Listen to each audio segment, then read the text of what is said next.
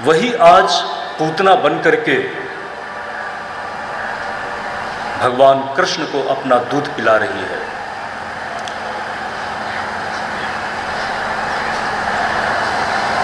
जहां पर संस्कारों में ही शत्रुता हो तो शत्रुता की किसी न किसी व्यवस्था के साथ ही मिलन होगा, लेकिन आज शत्रु भी मिल रहा है उससे जो किसी का शत्रु नहीं है। अगर शत्रु है तो सिर्फ दोषों के लिए।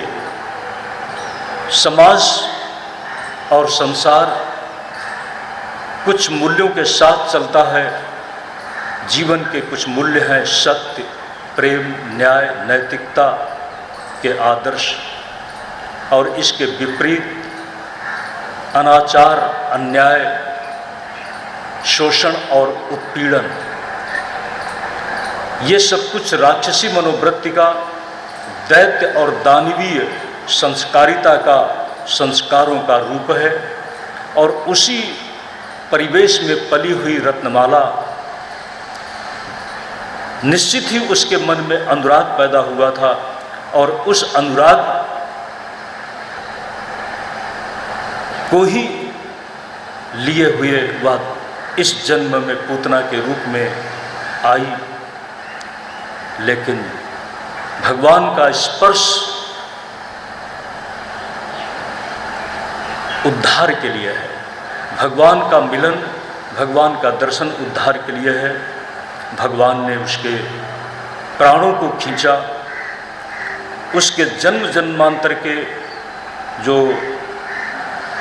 अज्ञान की व्यवस्था में चले आ रहे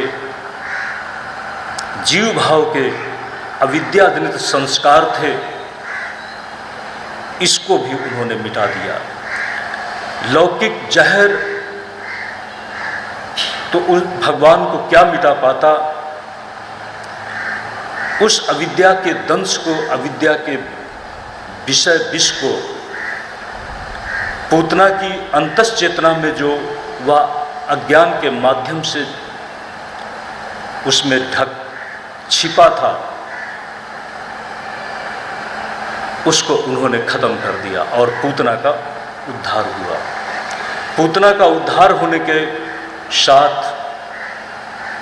जिस समय पूतना अपने असली रूप में छटपटाती हुई अपने को छुड़ाने के लिए बार बार चिल्लाती रही, मुंच मुंच मुंच,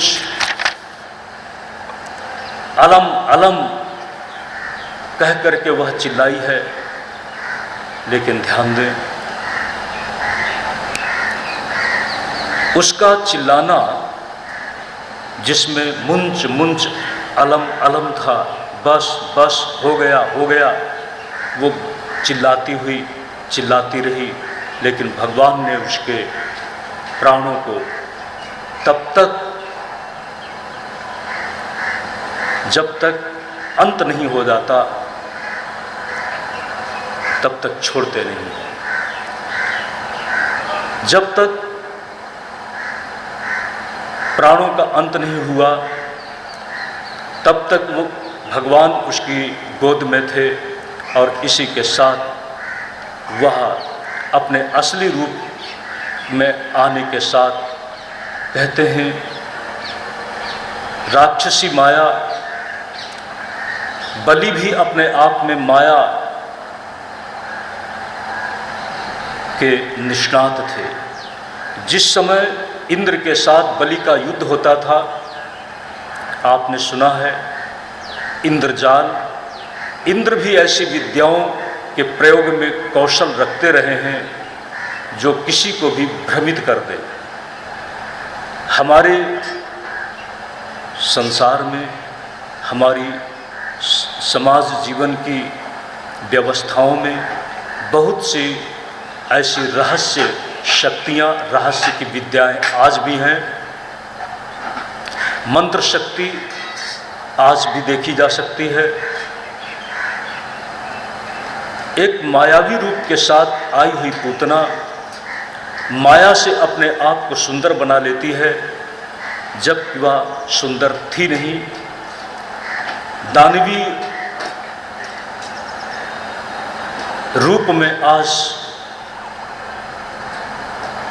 अपने आप को न दिखाकर मानवीय रूप में आई, लेकिन वह उसका बनाया हुआ कृत्रिम व्यक्तित्व भगवान के सामने खुल जाता है और इसी के साथ उसका उद्धार भी हो जाता है। भगवान भी कपट मानुष के रूप में बताए गए,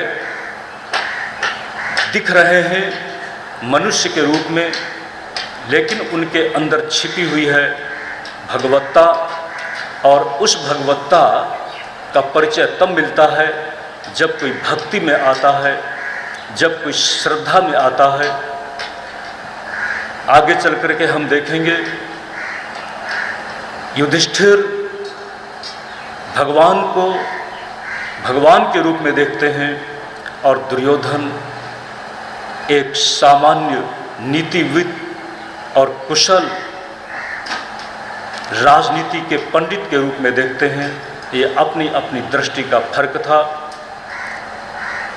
भगवान भी माया के साथ हैं और पूतना भी माया के साथ थी। एक की माया छलने के लिए है और एक की माया संसार में लीला करने के साथ संसार में व्याप्त अधर्म का नाश करने के लिए है। भगवान ने सबसे पहले अधर्म की प्रतीक हमारी वृत्ति होती है और उसी वृत्ति का प्रतीक पूतना है, कंस, और कंस की मथुरा और मथुरा से चालित जो मायावी षड्यंत्र की भूमिका थी, उसका ये पहला रूप भगवान के द्वारा खत्म किया गया।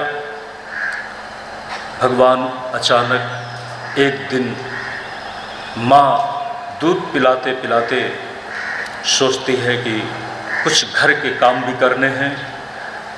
भगवान को एक शक्ति के नीचे रख दिया था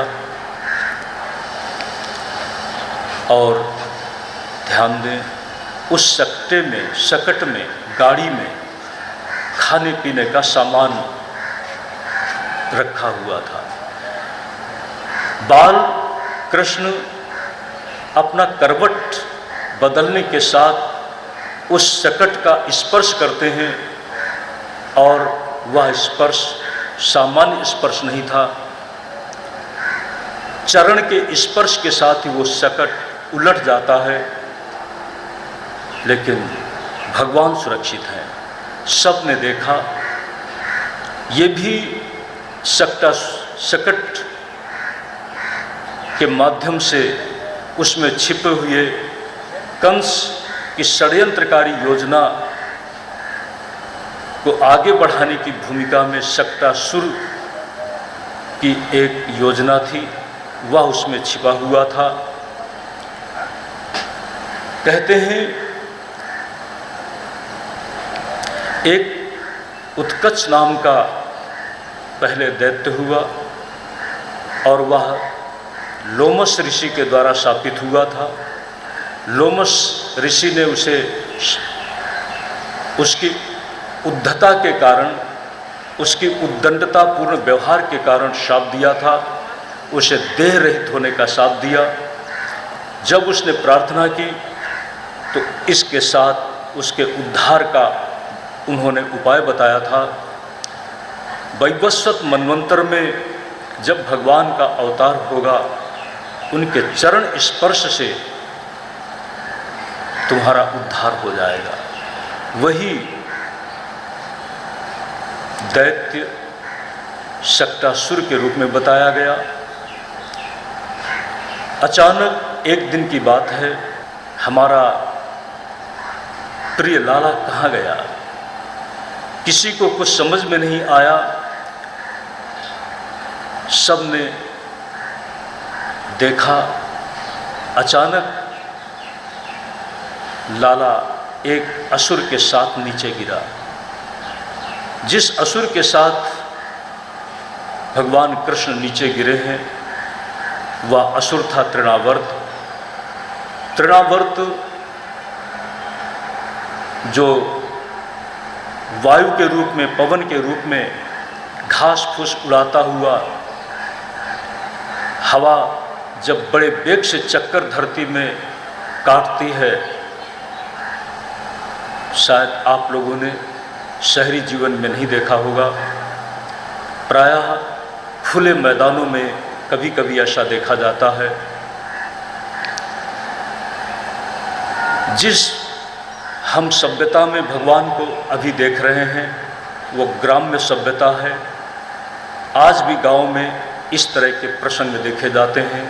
तृणावर्त का उद्धार हुआ और भगवान धीरे धीरे अब बड़े हो रहे हैं, धीरे धीरे चलने लगे हैं।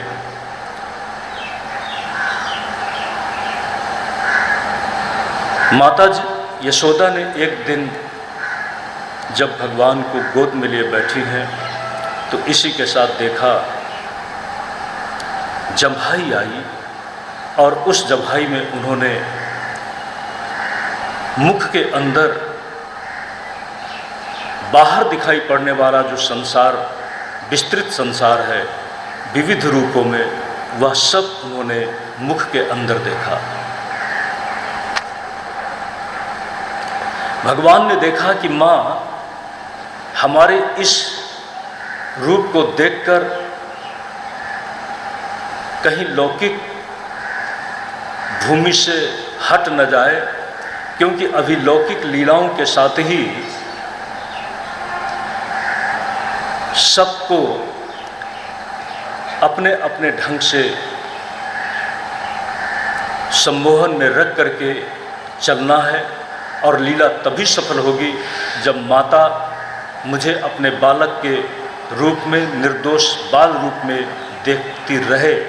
इसलिए भगवान ने जिस माया से अपना विश्व रूप दिखाया था, उस माया का संवरण करते हुए अपने आप में माता के अंदर उसकी दृष्टि में जिस माया का आधान किया था उसका भी उन्होंने संवरण कर लिया है। और माँ यशोदा फिर से सहज हो जाती है। शिकायत मिलने लगी कि लाला तो कभी मिट्टी खा लेता है, मिट्टी। लेकिन भगवान ने कहा है नाहम भक्षितवान अम्बो सर्वे मिथ्या विशंसिनः यदि सत्य गिरस्तर्हि समक्षम पश्य मे मुखम। माँ ये सब झूठ बोल रहे हैं, जो मेरे लिए शिकायत कर रहे हैं ये झूठ बोल रहे हैं।